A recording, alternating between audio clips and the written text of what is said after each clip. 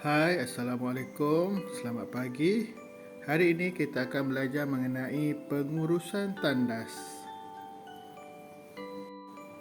Sudah tentu semua murid telah tahu mengenai tandas. Tandas ada di rumah maupun di sekolah, juga di tempat-tempat awam sekiranya kita berada di luar. Tandas sangat penting dan sangat berguna untuk digunakan oleh semua orang. Baiklah, kita lihat dahulu bagaimana untuk menjaga kebersihan tandas. Yang pertama, tandas perlu dicuci selalu agar sentiasa kelihatan bersih dan segar. Kedua, pastikan juga tandas dipam setiap kali selepas digunakan. Jangan lupa ya, ini sangat penting. Yang ketiga, untuk mencuci pula, gunakan pencuci tandas, deterjen iaitu alat yang digunakan untuk membersihkan tandas, dan berus.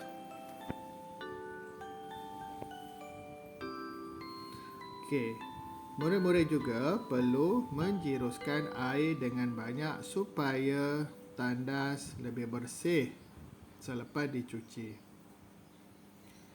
Terdapat dua jenis tandas.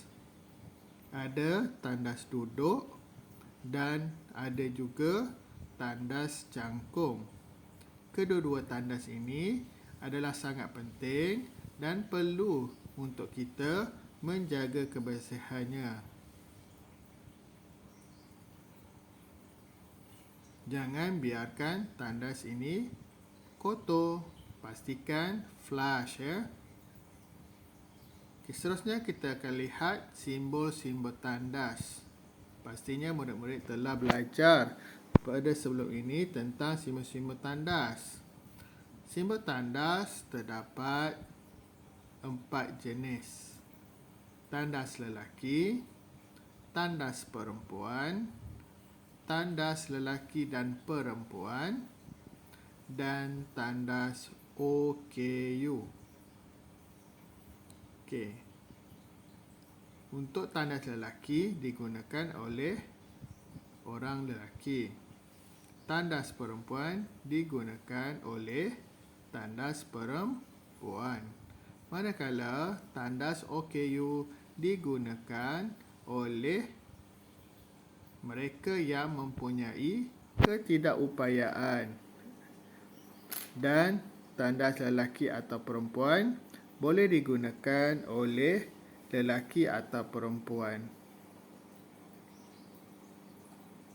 Dan tandas ini adalah berkongsi tapi di negara kita jarang ada tandas lelaki dan perempuan ini yang digunakan oleh kedua-dua jantina yang berlainan dalam pada waktu yang sama. Baik, cikgu mahu kamu perhatikan simbol-simbol tandas ini dengan betul dan teliti. Sebentar lagi cikgu akan berikan soalan yang berkaitan dengan simbol-simbol tandas serta penggunaan tandas yang betul. Jadi, murid-murid akan jawab soalan mengikut simbol-simbol tandas ini ya. Seterusnya kita akan lihat peraturan penggunaan tandas. Yang pertama, tentulah kita sebagai pengguna mesti menjaga kebersihan tandas. Kenapa kalau kita tak jaga kebersihan tandas ni ya? Baik, yang kedua, jimatkan penggunaan air. Jangan bazirkan air. Selepas kita gunakan tandas, paip air perlu ditutup. Pastikan paip air itu ditutup sentiasa. Kemudian peraturan yang seterusnya ialah pumpkan tandas setiap kali digunakan. Cuba lihat di bahagian gambar yang telah cikgu bulatkan. Tarik sahaja penarik pada tandas itu, ya. Dan jangan lupa penutup tandas itu ditutuplah bagi tandas duduk. Bagi tandas cangkung, okey, kita tarik sahaja pam, tarik pam tu supaya semua najis dan kotoran telah hilang, hilang. Dan lapkan tangan kamu selepas menggunakan tandas. Basuh dulu dengan menggunakan air dan sabun, kemudian lapkan tangan menggunakan tisu atau tuala. Okey, yang keempat, tidak membuang sampah atau barang-barang lain ke dalam mangkuk tandas. Jangan buang tisu ke dalam tandas ataupun barang-barang yang lain. Ini kerana akan menyebabkan tandas kita tersumbat. Okey, yang seterusnya, tidak menconteng dinding dan pintu tandas.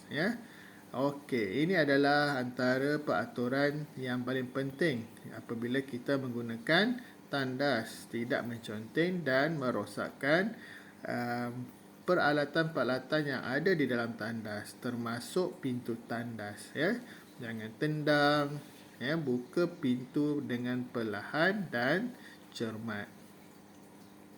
Bagi yang menggunakan tandas duduk, okey, kamu tak dibenarkan, tidak boleh mencangkung di atas tandas duduk, kerana tandas duduk ini digunakan untuk kita duduk. Jangan cangkung di atas tu kerana bahaya sebab tinggi. Okey.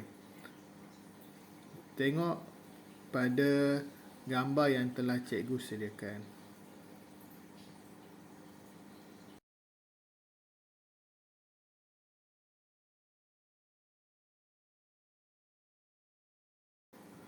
Baiklah, seterusnya ialah langkah-langkah penggunaan tandas. Okey, yang pertama, masuk tandas yang betul. Sebelum masuk dalam tandas, kamu lihat dulu simbol yang ditulis atau yang ditampal pada pintu tandas. Jangan salah masuk tandas. Boleh tak murid lelaki masuk ke tandas perempuan? Dan boleh ke murid perempuan masuk ke tandas lelaki? Okey, jawapannya kedua-duanya tidak boleh. Kalau lelaki, masuk ke dalam tandas lelaki. Okey, yang kedua, buka pintu tandas dan masuk ke dalam tandas dengan berhati-hati. Setelah kamu masuk, tutup dan kunci pintu, angkat penutup mangkuk tandas dan duduk dengan berhati-hati. Duduk pada mangkuk tandas dan buang air kecil atau air besar dengan berhati-hati. Buka pilih air dan basuh. Tutup semula pilih air. Kemudian basuh tangan dengan menggunakan sabun untuk menghilangkan kotoran. Dan tutup semula pilih air dan air sekali. Lap tangan dengan menggunakan tisu atau tuala yang kering. Pastikan kamu dapat mengikuti langkah-langkah penggunaan tandas yang betul dan selamat. Semua langkah-langkah ini perlu diikuti agar supaya kamu dapat menjaga keselamatan dan keselesaan menggunakan tandas. Okey, sampai di sini sahaja dahulu tentang penggunaan dan langkah-langkah keselamatan di dalam tandas atau bilik air. Selamat belajar murid-murid. Terima kasih. Assalamualaikum.